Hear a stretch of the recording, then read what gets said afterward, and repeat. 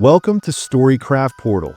This is your go-to channel for gripping true crime stories, mysterious events, and shocking real-life cases.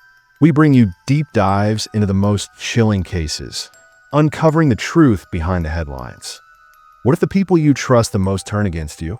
On Christmas Eve 2007, a quiet family gathering turned into a horrifying massacre. Michele Anderson, a daughter filled with anger and resentment, picked up a gun and did the unthinkable. She wiped out her entire family. But why? What drove her to commit such a heartless act? Let's dive into the chilling story of the Anderson family murders. December 24th, 2007, Christmas Eve in Carnation, Washington. The Anderson family was preparing for the holiday. Wayne and Judy Anderson, a loving elderly couple, had invited their son Scott, his wife Erica, and their two young children over for a cozy family dinner. The house was filled with warmth, laughter, and the smell of holiday food. Among the guests was their daughter, Michele Anderson. She had always been distant, feeling overlooked and unappreciated. That night, as her family celebrated, she sat quietly, lost in thought. Resentment brewed inside her. She believed her parents had betrayed her by asking her to pay rent. She thought her brother had taken advantage of her financially. In her mind, they didn't care about her struggles. What no one knew was that Michele had been planning something terrible for months. This Christmas Eve would be their last. As the evening went on, the Anderson family exchanged gifts and shared stories, but Michele remained quiet, her thoughts dark and consuming. She felt invisible, believing her family had pushed her aside for years. Her resentment toward her brother Scott was particularly strong. She accused him of owing her money, and she believed her parents always favored him over her. As the laughter of her family filled the room, Michele made up her mind. She gave a silent nod to her boyfriend, Joseph McEnroe, who was in on her plan. He understood the signal. The moment had come. As the night wind howled outside, Michele and Joseph slipped away into another room, retrieving the guns they had brought with them. With each step back toward the family, Michele's hands trembled, but her resolve was unshaken. This was it. She had convinced herself that they all had to die.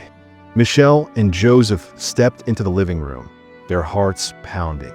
Wayne Anderson, Michele's father, looked up, confused by their tense expressions.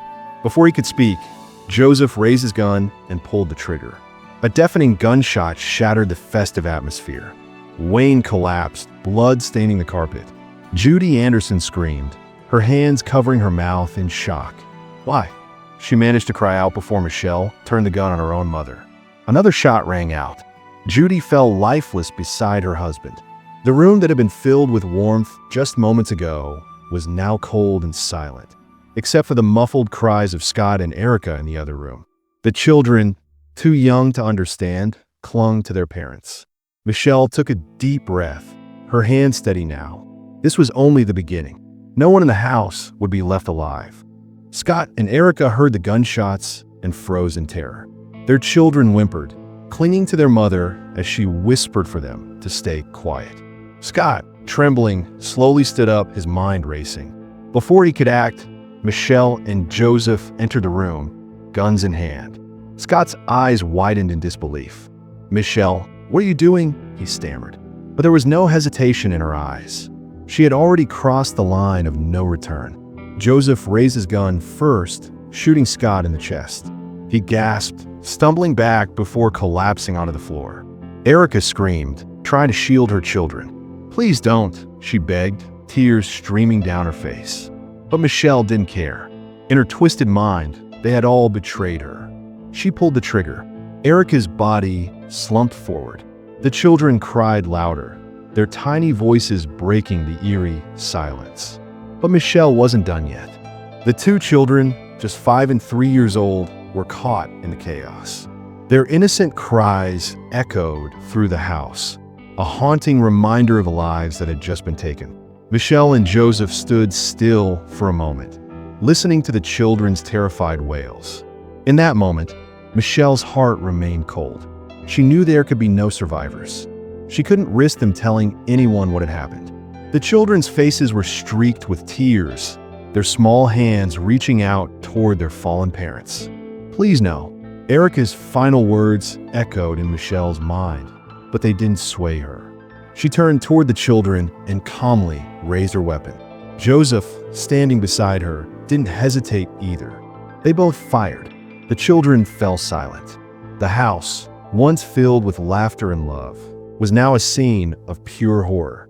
They had eradicated every last trace of the Anderson family. After the bloodshed, Michele and Joseph stood motionless, their breath shallow in the stillness of the house. Their plan had gone exactly as they intended. Every single family member was dead, but they couldn't stay there for long. They had already taken too many risks. As the adrenaline began to wear off, the reality of their actions started to sink in. Michele glanced at the lifeless bodies of her family, her expression unreadable. There was no remorse, only cold satisfaction. Joseph nodded at her, signaling that it was time to leave. They carefully wiped down their weapons and made sure there were no fingerprints left behind. Quietly, they snuck out the back door, leaving the house as silently as they had entered. The storm outside had intensified, but it didn't matter to them. Their crime was done. They were free for now. The world would soon know the truth, but they had already planned their next move. The Anderson family was reported missing the next day. Concerned relatives, unable to reach them, contacted the authorities. When police arrived at the Anderson home, they were greeted by an eerie silence.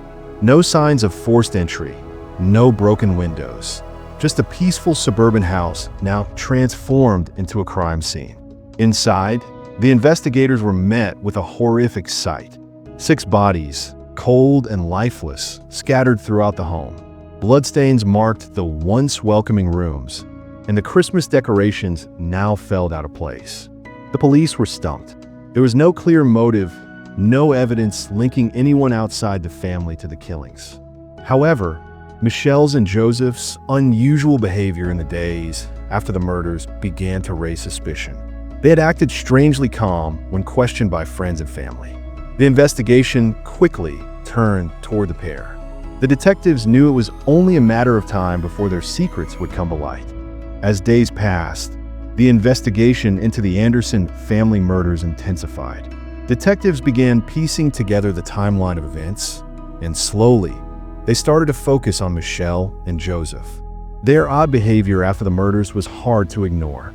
Michele's detachment from the tragedy, her lack of emotion when discussing her family's death, and the fact that she didn't show any signs of distress raised red flags. The breakthrough came when forensic evidence from the crime scene linked Joseph's fingerprints to a gun found at the house. Both Michele and Joseph were arrested, their shocking lack of remorse only confirming the detective's suspicions. The couple was taken into custody, where they were interrogated separately. Michele, however, remained cold, refusing to reveal any details about what led to the killings. The evidence was overwhelming, and it was clear that justice was closing in on them. The trial of Michele Anderson and Joseph McEnroe began in 2010, and it quickly became one of the most shocking cases in Washington state's history. The prosecution presented the gruesome details of the Anderson family murders, detailing how Michele, driven by resentment and anger, planned and executed the killings with cold precision. Joseph was portrayed as an accomplice who willingly joined in the horrifying crime. The defense, on the other hand, argued that Michele had been mentally unstable, pointing to her troubled past and the strained relationship with her family. Despite this, the evidence was undeniable. Witnesses testified about Michele's lack of remorse and her strange behavior after the murders. As the trial progressed, it became clear that Michele had orchestrated the massacre and that Joseph had played a willing role in the slaughter. In the end, both were found guilty of 6 counts of first-degree murder. After a lengthy trial, the jury delivered their verdict, guilty on all counts. Michele Anderson and Joseph McEnroe were sentenced to life in prison without the possibility of parole. Michele showed no emotion as the judge handed down the sentence, her cold demeanor unchanged. Joseph, too, remained stoic, though a hint of regret seemed to cross his face. Both were escorted out of the courtroom, their lives now forever bound to the prison walls.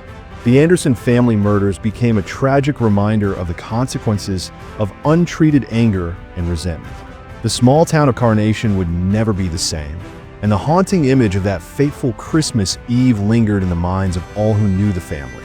Though justice had been served, the damage done by Michele and Joseph could never be undone.